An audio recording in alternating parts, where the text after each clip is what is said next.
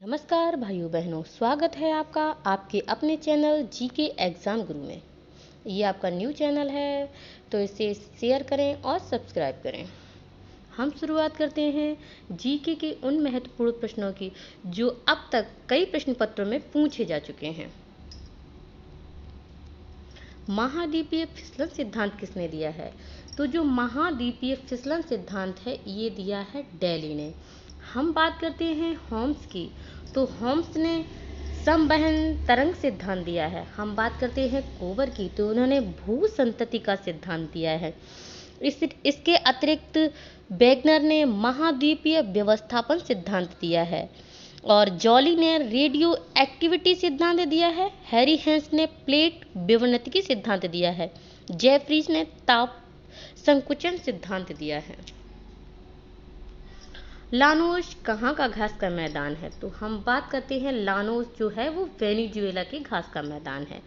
Africa में savanna घास का मैदान पाया जाता है। उत्तरी अमेरिका में प्रेरी घास का मैदान पाया जाता है।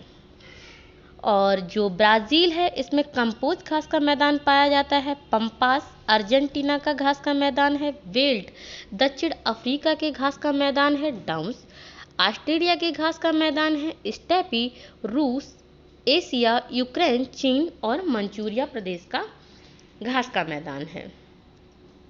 एंडीज पर्वत की सबसे ऊंची चोटी कौन सी है? तो जो एकांकागुआ है ये एंडीज पर्वत की सबसे ऊंची चोटी है। और हम बात करते हैं माउंट आबू, तो ये अरावली पर्वत के निकट जो गुर शिखर है ये अरावली पर्वत की सबसे ऊंची चोटी है। ब्लैक पर्वत का उदाहरण है, तो जो ब्लैक पर्वत है इसका उदाहरण है रिफ्ट घाटी का। रिफ्ट घाटी का उदाहरण है ब्लॉक पर्वत। हम बात करते हैं ब्लॉक पर्वत की, तो बासेस जो पर्वत है और ब्लैक फॉरेस्ट है जर्मनी का, साल्ट रेंज पाकिस्तान का है, ये सभी ब्लॉक पर्वत के उदाहरण हैं। हम बात करते हैं यहाँ पर हिमालय की, तो हिमालय एक बलित पर्वत का उदाहरण है। आल्पस, रॉकीज, एंडीज, यूराल ये सभी बलित पर्वत के उदाहरण हैं। स्तूप स्तूप एक संचित पर्वत है। बात करते हैं नीलगिर की, तो नीलगिर एक अपशिष्ट पर्वत है। इसके बाद में विंध्याचल, सतपुड़ा, पारसनाथ की पहाड़ियाँ, राजमहल की पहाड़ियाँ, सियरा गैसा बूटा ये सभी अपशिष्ट पर्वत के उदाहरण हैं। भारत का सबसे पुराना बलित पर्वत कौन सा है? तो भारत का सबसे जो पुराना बलित पर्वत है वह है राजस्थान में अरावली पर्वत।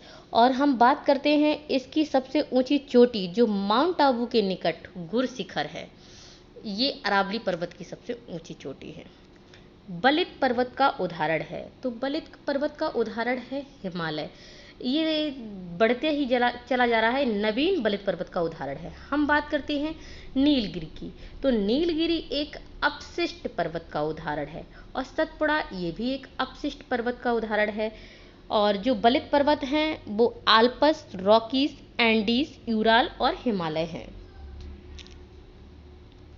रेडियो एक्टिविटी सिद्धांत किसने दिया है? तो जो रेडियो एक्टिविटी सिद्धांत है ये दिया है जॉली ने। हम बात करते हैं होम्स की, तो होम्स ने दिया है समवहन तरंग का सिद्धांत। हम बात करते हैं वेगनर की, तो वेगनर ने दिया है महाद्वीपीय व्यवस्थापन सिद्धांत। जबकि हम बात करते हैं डेली की, तो इन्होंने दिया है महाद्वीपीय फिसलन सिद्धांत। महाद्वीपीय फिसलन सिद्धांत दिया है डेली ने, महाद्वीपीय व्यवस्थापन सिद्धांत दिया है वेगनर ने, और समवहन तरंग सिद्धांत दिया है होम्स ने, रेडियो एक्टिविटी सिद्धांत दिया है जॉली ने।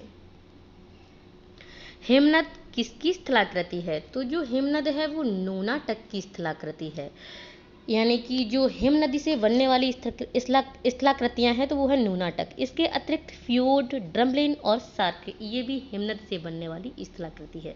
हम बात करते हैं यारडंग की, तो यारडंग पवन से बनने वाली स्थलाकृति है। जैसे कि राजस्थान का जो थार मरुस्थल है, तो यहाँ पर जब पवन चलती है तो जो बालू के कण हैं वो उड़ते हैं, तो एक संरचना बना लेते हैं, जैसे कि इस टाइप में बना लेते हैं, कोई ऐसी बना लेते हैं। तो इसका उदाहरण है यारडंग, और इसके अन्य उदाहरण हैं छत्रक, प्लेया, बरखान, लेगून और लोयस।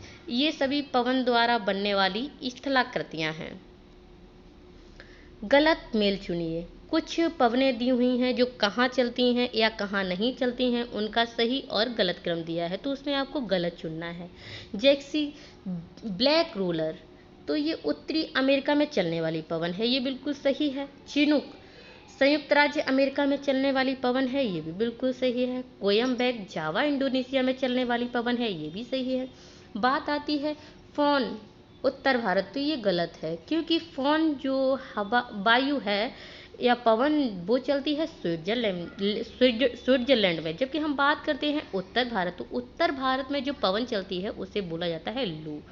तो इसलिए डी ऑप्शन हुआ गलत, क्योंकि उत्तर भारत में चलती है लू और स्विट्जरलैंड में चलती है फोन। नकदी फसल है, तो आलू, मूंगफली, गन्ना, ये सभी है नकदी फसल। ऑप्शन सही होता है डी, आलू, मूंगफली, गन्ना। इसके अतिरिक्त जो नकदी फसल है वो तंबाकू, जूट, चाय और कपास, ये सभी नकदी फसलें हैं। भाइयों बहनों, अगर आपको हमारा चैनल अच्छा लगा है तो इसे शेयर करें और सब्सक्राइब करें। धन्यवाद।